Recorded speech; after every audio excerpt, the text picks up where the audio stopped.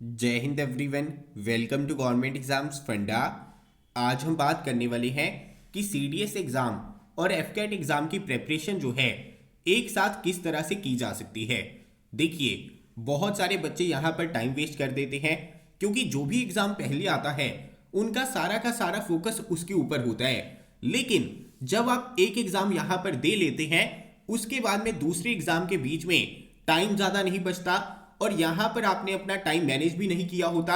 जब आपके पास में वक्त था आपने उस चीज के बारे में सोचा ही नहीं होता, जिसकी वजह से यहां पर किसी ना किसी एग्जाम के अंदर आपको ज्यादा दिक्कत आती है।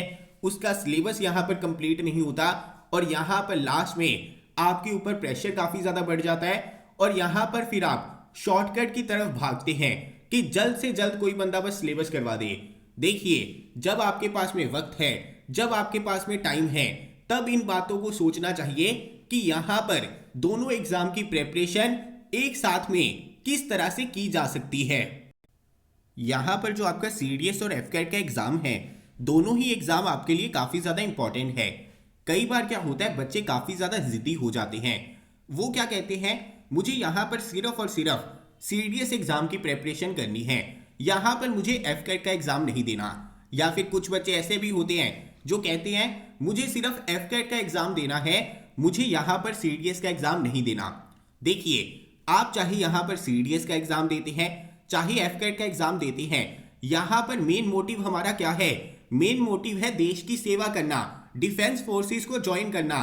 और यहां पर जब आप ग्रेजुएशन कर लेते हैं तो आपकी एज लगभग 22 के पास में हो जाती है और यहां पर आपके पास में सिर्फ 2 से 3 साल का टाइम होता है इन एग्जाम्स को देने का। इसके बाद में तो इन एग्जाम्स को आप दे भी नहीं पाएंगे। इसका मतलब कि यहां पर जितना आपके पास में टाइम अवेलेबल है उसके अंदर जितने एग्जाम आप डिफेंस से रिलेटेड दे सकते हैं उन्हें देना चाहिए। यहां पर इस प्रकार की भावना नहीं होनी चाहिए कि मुझे सिर्फ और सिर्फ सीडीएस का एग्जाम देना है या फिर मुझे सिर्फ और सिर्फ एफकेट का एग्जाम देना है। क्योंकि एक बार अगर आपका टाइम निकल गया ना तो यहां पर आप सोचेंगे कि काश मैंने दूसरा एग्जाम दे लिया होता, काश मैंने उसकी भी प्रेपरेशन कर ली होती। यहां पर जब आपके पास में टाइम अवेलेबल है, टाइम आपको मैनेज करना आना चाहिए। यहां पर दोनों एग्जाम आपने क्लियर करने हैं, एक साथ क्लियर करने हैं। आज हम इसी के ऊपर बात करेंगे कि सीडीएस और एफकेट एग्जाम की प्रेपरेशन एक साथ में आप किस तरह से कर सकते हैं। तो चलिए बिना देर किए करते हैं शुरू।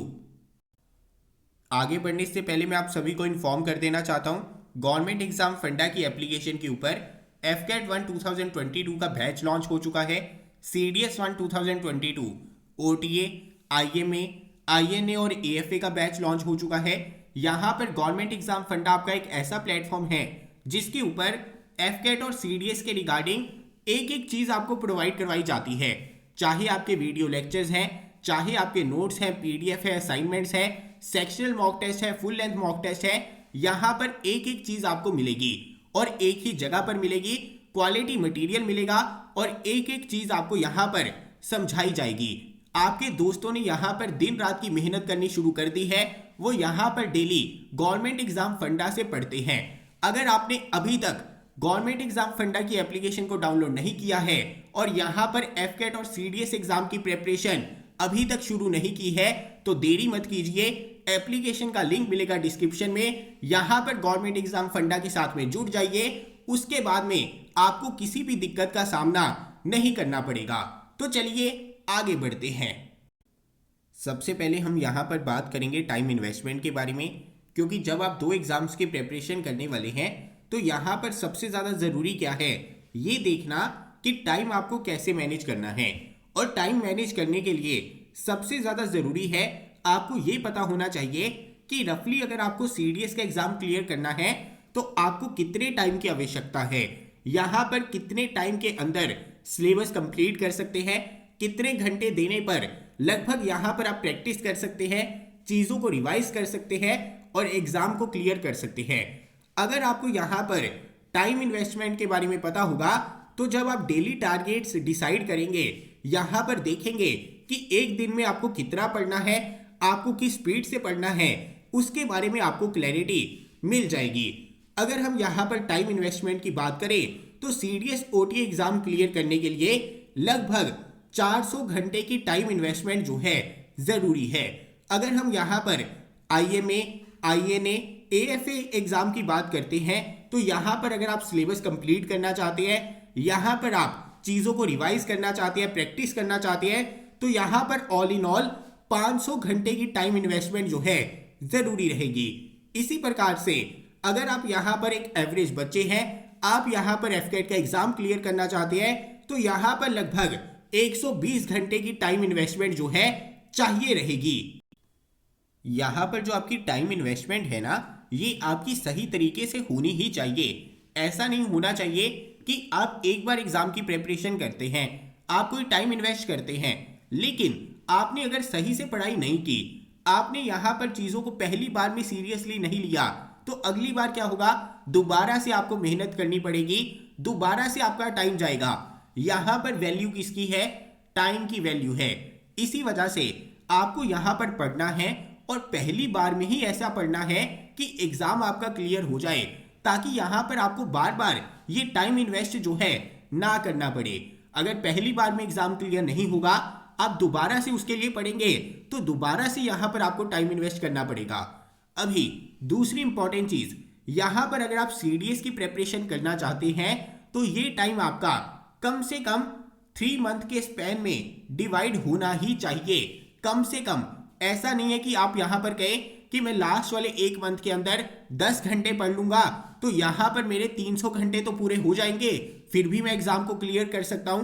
देखिए, अगर आप बहुत सारी चीजों को एक साथ पढ़ लेते हैं ना, तो सब कुछ मिक्सअप हो जाएगा और यहाँ पर फिर से वही बात हो गई कि आपने टाइम तो इन्वेस्ट किया, लेकिन वो टाइम आपका काम नहीं आएगा, ना ही इस बार काम आएगा और ना ही जब आप अगली बार एग्जाम देने जाएंगे तब वो काम आएगा।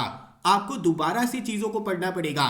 इसी वजह से मैं आपको कह रहा हूं कि यहां पर आपके पास में सफिशिएंट टाइम होना चाहिए, और जब आपके पास में टाइम होता है तब आपको यहां पर उसे प्रोडक्टिव तरीके से यूज करना चाहिए। अगर आप यूज नहीं करते हैं, लास्ट में जल्दबाजी करते हैं, तो होगा क्या, एग्जाम भी क्लियर नहीं होगा और अगली बार आपको दोबारा से जीरो से शुरू करना पड़ेगा।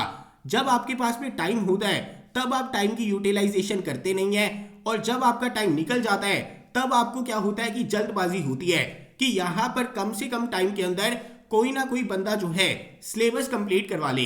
देखिए, ऐसे कोई फायदा नहीं है।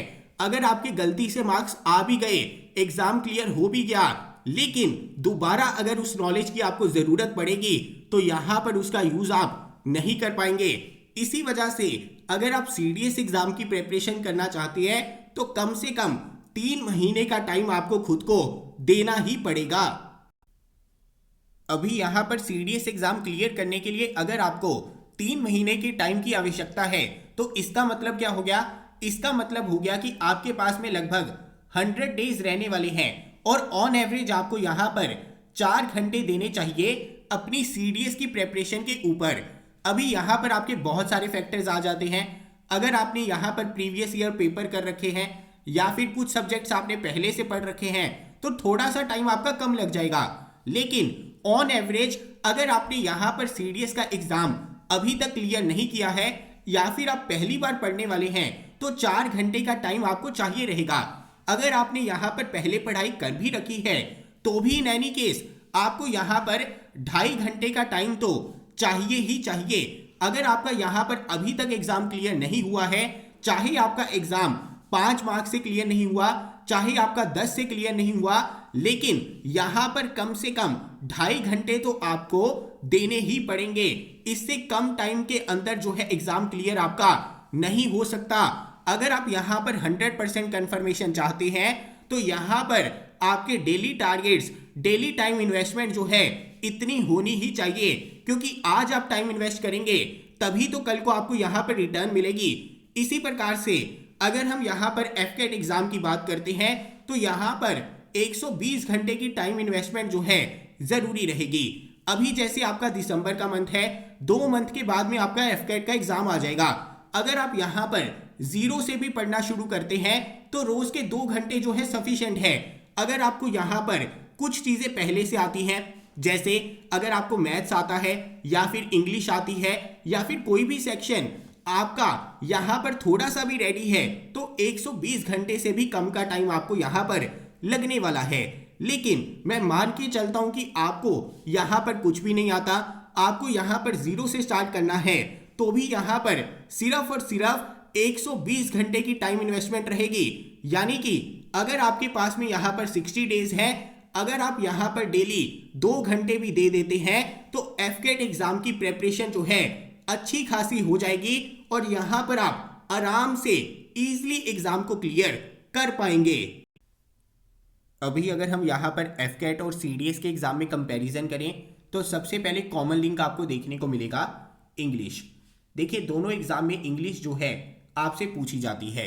हालांकि एफकेट एग्जाम के अंदर इंग्लिश के प्रश्न सीडीएस एग्जाम के कंपैरेटिवली कम आते हैं, लेकिन एफकेट एग्जाम के अंदर जो प्रश्न होते हैं इंग्लिश के वो कंपैरेटिवली ट्रिकी होते हैं, थोड़े से डिफिकल्ट होते हैं। और एफकेट एग्जाम के अंदर रीजनिंग और मैथ्स का पोर्शन जो है ज्यादा स्कोरिंग रहता है, लेकिन सीडीएस के अंदर इंग्लिश का पोर्शन जो है आपका ज्यादा स्कोरिंग रहता है।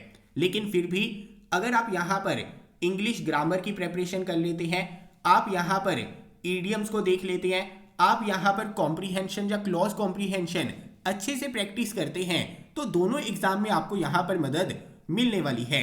इंग्लिश ग्रामर का पोर्शन तो दोनों एग्जाम के लिए आपको करना ही होता है।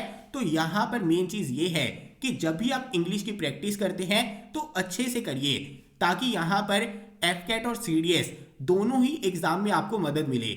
ऐसा नहीं है कि यहां पर सिर्फ और सिर्फ एक ही एग्जाम आपके ध्यान में होना चाहिए, यहां पर आपको दोनों ही एग्जाम देने हैं। आप यहां पर दोनों एग्जाम के क्वेश्चंस को प्रैक्टिस कीजिए। यहां पर देखिए कि इंग्लिश ग्रामर का जब आप पोर्शन कर लेते हैं तो एफकेट के क्वेश्चन आपसे हो पाते हैं या नहीं हो पाते। यहां पर इंग्लिश ग्रामर का पोर्शन कर लेते हैं तो सीडीएस के क्वेश्चन आपसे हो पाते हैं या नहीं हो पाते। सीडीएस के अंदर तो इंग्लिश में अच्छा स्कोर आपका होना ही चाहिए, लेकिन यहां पर ऑल इन ऑल ये बात है, अगर आप दोनों एग्जाम की प्रेपरेशन करते हैं तो यहां पर जो इंग्लिश ग्रामर का पोर्शन है इसे आप पहले रेडी कर लीजिए। यहां पर जो आपका इडियम्स का पोर्शन है इसे आप पहले रेडी कर लीजिए। जो आपका क्लोज कॉम्प्रीहेंशन है, जो आपका कॉम्प्रीहेंशन है, इसे आप पहले प्रैक्टिस कर लीजिए। यहां पर जो आपका इंग्लिश का पोर्शन है इसे अगर आप पहले से प्रैक्टिस कर लेंगे तो फायदा क्या होगा।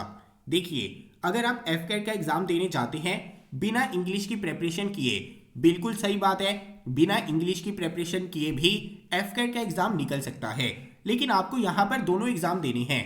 अगर आप यहां पर एफकेट का एग्जाम देने चले जाते हैं बिना इंग्लिश की प्रेपरेशन किए तो एफकेट के एग्जाम के बाद में आपको यहां पर सफिशिएंट टाइम नहीं मिलेगा सीडीएस एग्जाम के लिए इंग्लिश की प्रेपरेशन करने के लिए। इसी वजह से मैं आपको बता रहा हूं, अगर आप इस पोर्शन को पहले से प्रिपेयर कर लेंगे दोनों एग्जाम में आपको मदद मिलेगी ही मिलेगी। उसके अलावा सीडीएस का कुछ पोर्शन आपका पहले से रेडी हो जाएगा और जब आपका एफकेट का एग्जाम हो जाएगा उसके बाद में आप यहां पर जो पोर्शन सिर्फ और सिर्फ एक्सक्लूसिवली सीडीएस के एग्जाम में इंग्लिश के पूछे जाते हैं उनकी आप यहां पर प्रैक्टिस कर पाएंगे। इसके अलावा मैं आपको यहां पर बता दूं, जब हमने टाइम इन्वेस्टमेंट की बात की है तो इससे हमें क्लियर हो जाना चाहिए। अगर हम यहां पर डेली की बात करें तो डेली आपको कम से कम 2 घंटे एफकेट एग्जाम के ऊपर देने हैं और 2 घंटे आपको यहां पर सीडीएस एग्जाम के ऊपर देने हैं। मैं मान लेता हूं कि आपका मैथ्स अच्छा नहीं है, आपका रीजनिंग का पोर्शन अच्छा नहीं है, तो देखिए यहां पर 2 घंटे उसे दे दीजिए और यहां पर जो सीडीएस वाला टाइम है इसके अंदर 1 घंटा इंग्लिश को दे दीजिए और 1 घंटा आपका जीएस को दे दीजिए। तो यहां पर सीडीएस की प्रेपरेशन तो चलती ही रहेगी और यहां पर जो आपका इंग्लिश का पोर्शन है ये आपका एफकेट के एग्जाम में भी यहां पर मदद करेगा। ऑल इन ऑल अगर हम यहां पर बात करें तो डेली आपको 2 घंटे सीडीएस एग्जाम के लिए निकालने ही निकालने हैं, चाहे आप यहां पर एफकेट की एग्जाम की प्रेपरेशन करने वाले हैं, क्योंकि अगर आप 2 घंटे अभी से नहीं निकालेंगे तो बाद में आपको यहां पर टाइम नहीं मिलने वाला।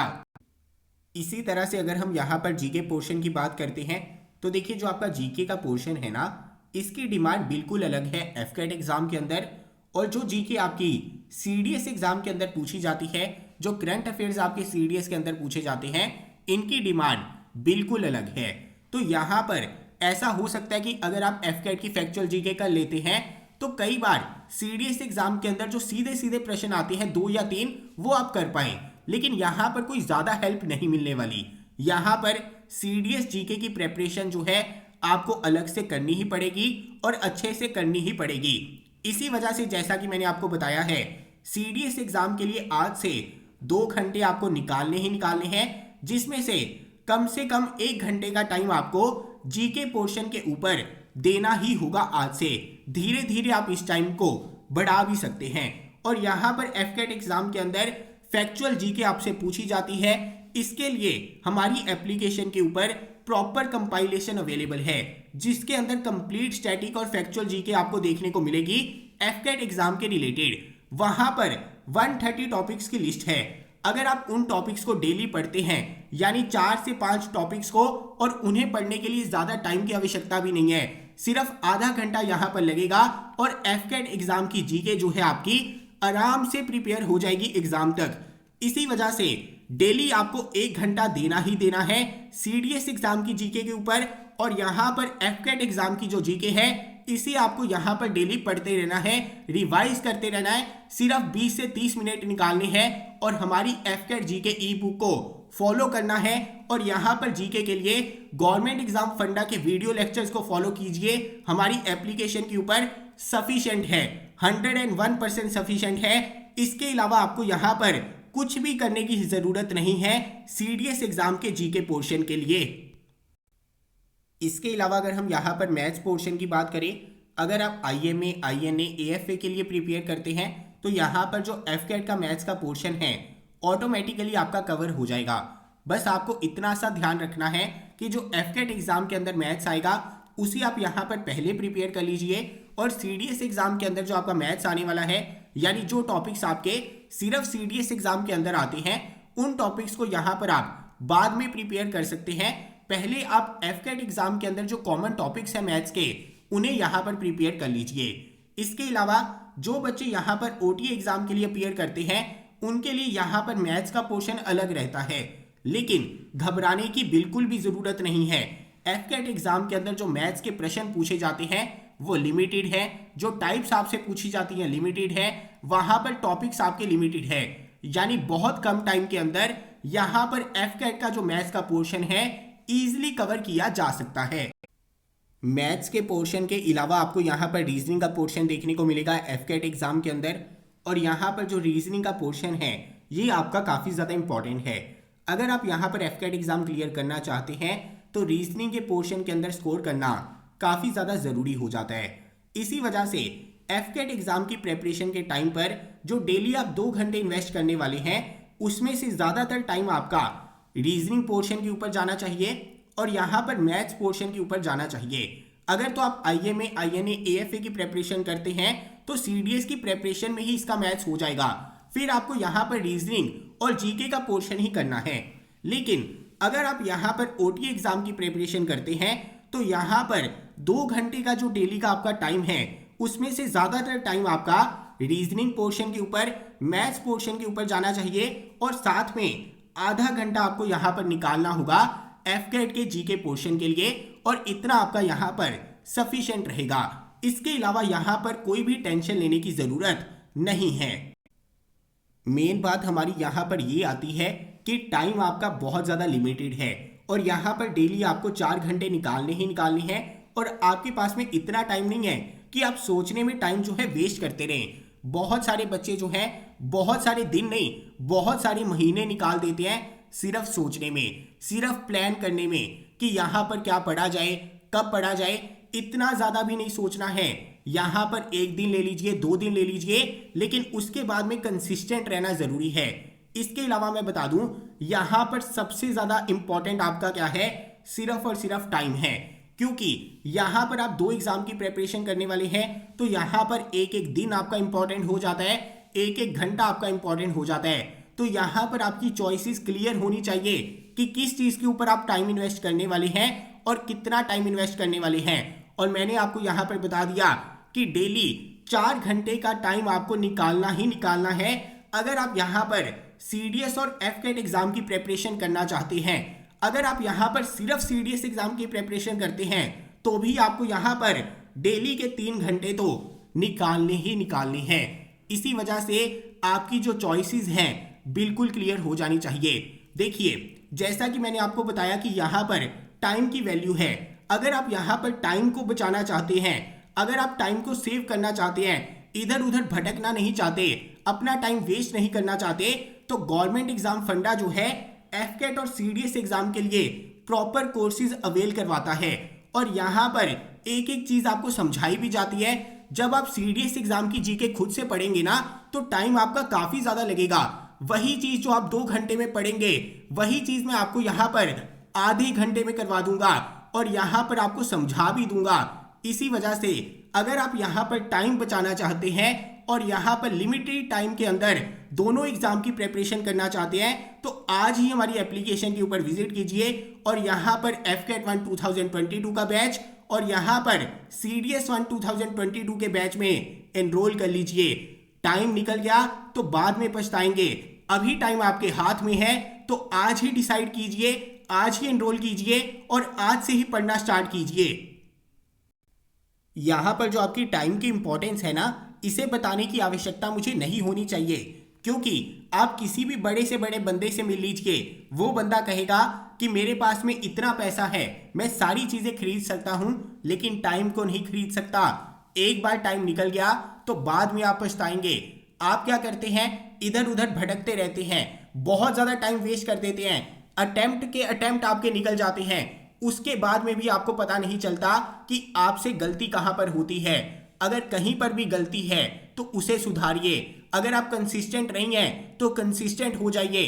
अगर आपको चीजें समझ नहीं लगती हैं तो चीजों को समझिए। अगर प्रैक्टिस में कमी है तो प्रैक्टिस कीजिए, गलती को ढूंढिए, उसे सुधारिए, प्रैक्टिस करिए और एग्जाम यहां पर क्लियर करिए। और दोबारा से कह देता हूं कि एक ही बार में ऐसे पढ़िए कि दोबारा आपको यहां पर पढ़ने की जरूरत ना पड़े, दोबारा से सेम टाइम आपको इन्वेस्ट ना करना पड़े सेम चीजों के ऊपर।